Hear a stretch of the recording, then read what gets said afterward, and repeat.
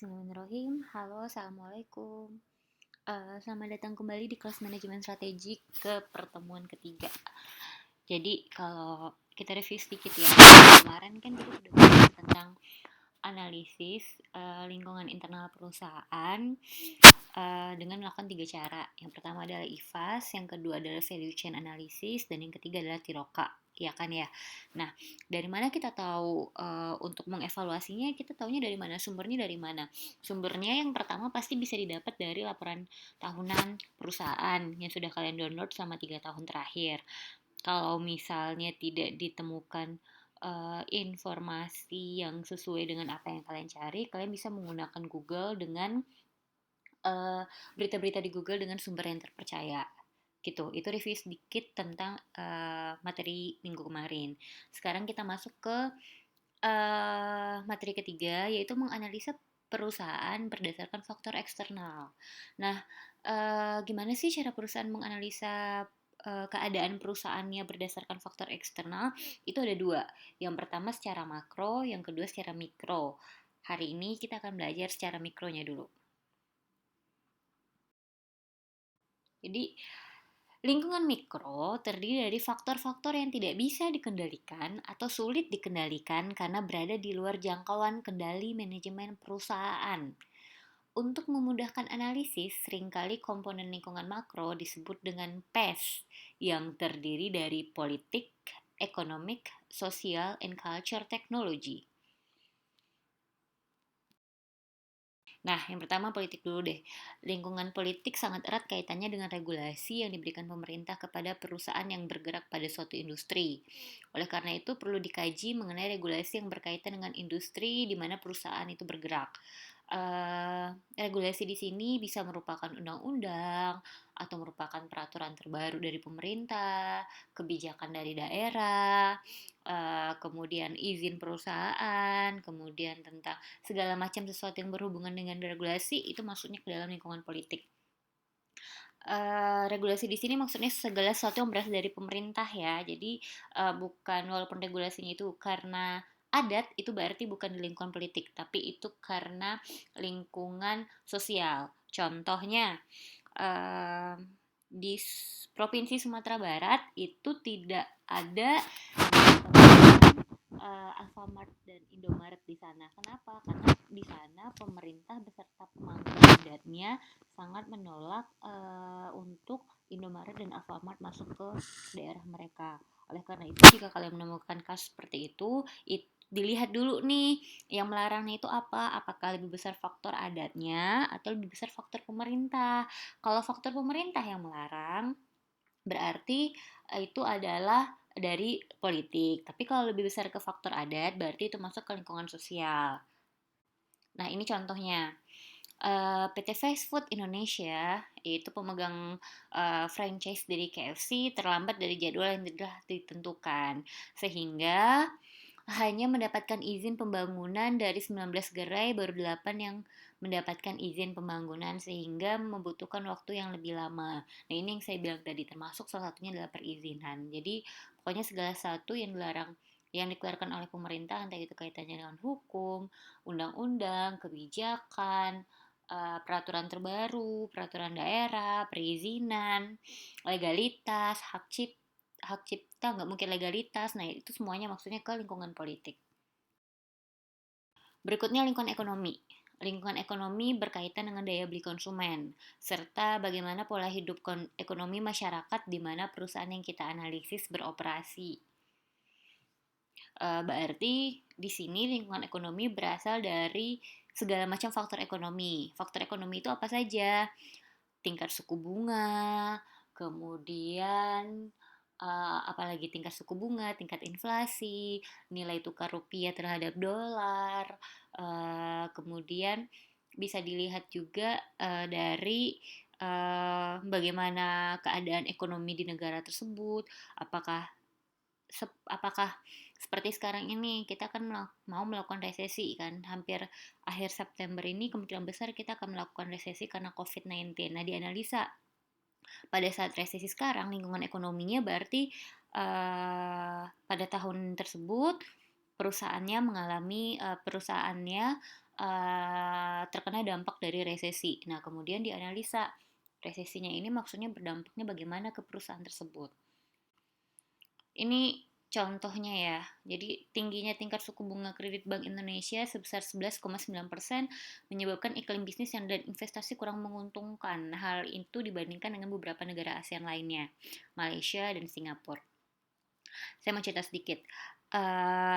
Baru-baru ini beberapa perusahaan teknologi dunia membuka kantor perwakilan itu di Singapura. Tapi mereka juga membidik pasar Indonesia. Contohnya Twitter, Zoom, Facebook, Google. Secara secara daya beli konsumen, tadi kan kalau kita berbicara lingkungan ekonomi ada daya beli konsumen. Secara daya beli konsumen mungkin memang Indonesia itu pasar yang menjanjikan untuk segala sesuatu yang berkaitan dengan ekonomi digital. Indonesia itu pasar yang sangat menjanjikan. Ya karena kan jumlah penduduk kita juga lebih besar dibandingkan Singapura gitu. Tapi kenapa mereka justru membuka cabangnya itu di Singapura bukan di Indonesia? Nah, ini terkait dengan perizinannya. Jadi perizinannya itu kemudahan berusaha itu jauh lebih mudah ketika kita mau berinvestasi di Singapura dibandingkan di Indonesia.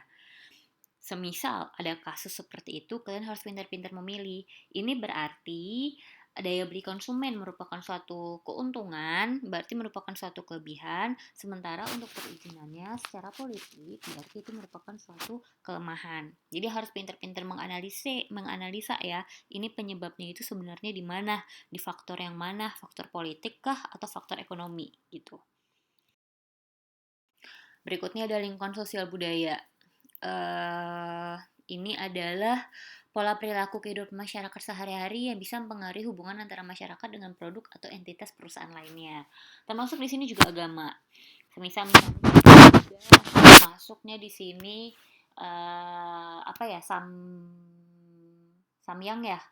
mie samyang karena dulu ada isu-isu sosial berkembang di masyarakat bahwa itu mengandung babi, atau mungkin atau mungkin kenapa misalnya perusahaan tidak membuka cabang di satu daerah karena mungkin perusahaan tersebut karakternya tidak sesuai dengan karakter masyarakat di sana. Nah, itu juga bisa dijadikan contoh. Berikutnya lingkungan teknologi. Hal ini lebih ke seberapa tinggi tingkat teknologi yang biasa dipakai oleh masyarakat sekitar. Misalnya pendekatan teknologi apa yang cocok untuk masyarakat tertentu. Gojek mau buka cabang di Sumbawa, jelas nggak mungkin dong karena literasi teknologi masyarakat Sumbawa itu belum bisa untuk menggunakan Gojek. Mungkin nanti kalau kita sudah terbiasa semua dengan menggunakan aplikasi, mungkin Gojek mau aja masuk ke Sumbawa. Selama ini kan Gojek hanya masuknya hanya di Mataram kan. Nah, kenapa sih di Sumbawa nggak ada? Karena memang mungkin masyarakat kita belum siap. Masyarakat kita belum mampu untuk menggunakan teknologi setinggi itu gitu. Ini mungkin ekologi. Ya, jadi ini adalah gerakan dan komunitas yang berfokus pada pelestarian lingkungan. Jadi serta dalam kegiatan sehari-harinya perusahaan selalu berkaitan dengan lingkungan karena itulah hal itu menjadi hal yang strategis. Ekologi di sini lingkungan, maksudnya adalah lingkungan. Jadi perusahaan itu harus mencerminkan bahwa dia adalah merupakan perusahaan yang green, yang mendukung green economy. Arti green economy ini apa? Artinya dia tidak merusak lingkungan, dia fokus pada pelestarian lingkungan, dia fokus pada menjaga kestabilan lingkungan. Contoh, kemarin-kemarin itu ada perusahaan Exxon Mobil di Aceh sempat ditutup. Kabar-kabarnya adalah beberapa tahun yang lalu itu ya kasusnya. Kabar-kabarnya kenapa itu terjadi? Karena asap dari si perusahaannya itu merusak lingkungan, jadi pemerintah Aceh menolak adanya perusahaan tersebut kembali beroperasi di Aceh. Kurang lebih contohnya seperti itu. Jadi setelah kalian analisa tuh faktor politik, ekonomi, sosial, dan teknologinya, kemudian ekologinya kalau ada juga, kalian harus menyusun tabel EVAS. Tabel EVAS pada prinsipnya sama dengan tabel IFAS. yaitu tabel yang mendeskripsikan faktor kesempatan dan ancaman yang dihadapi perusahaan. Tadi kan saya bilang kekurangan dan kelemahan ya, berarti sebenarnya bukan kekurangan dan kelemahan. Kalian harus pintar-pintar memilih mana dari faktor-faktor politik, ekonomi, sosial, dan teknologi, faktor eksternal dari suatu perusahaan yang tidak bisa dikontrol oleh manajemen perusahaan, mana yang merupakan kesempatan dan mana yang merupakan ancaman untuk perusahaan. Contohnya tadi faktor adat, berarti itu merupakan ancamannya, tapi kesempatannya daya beli konsumennya tinggi, lingkungan ekonominya tinggi, berarti itu merupakan opportunity. Jadi setelah kalian tulis 5 ancaman, 5 kesempatan, kemudian kalian nilai, ada bobot, ada skor, ada rating, kemudian ada keterangannya. Secara prinsipnya sama dengan cara mengerjakan tabel IFAS. Tapi kalau IFAS kita menilai kekurangan dan kelebihan, sementara untuk EFAS kita menilai kesempatan dan ancaman. Ini adalah analisa yang dihadapi oleh Motorola Corporate. Oh, nggak ada di slide ya? Oke, nanti saya sampaikan di WA aja contoh dari EFAS-nya. Sekian untuk materi hari ini. Terima kasih. Assalamualaikum warahmatullahi wabarakatuh.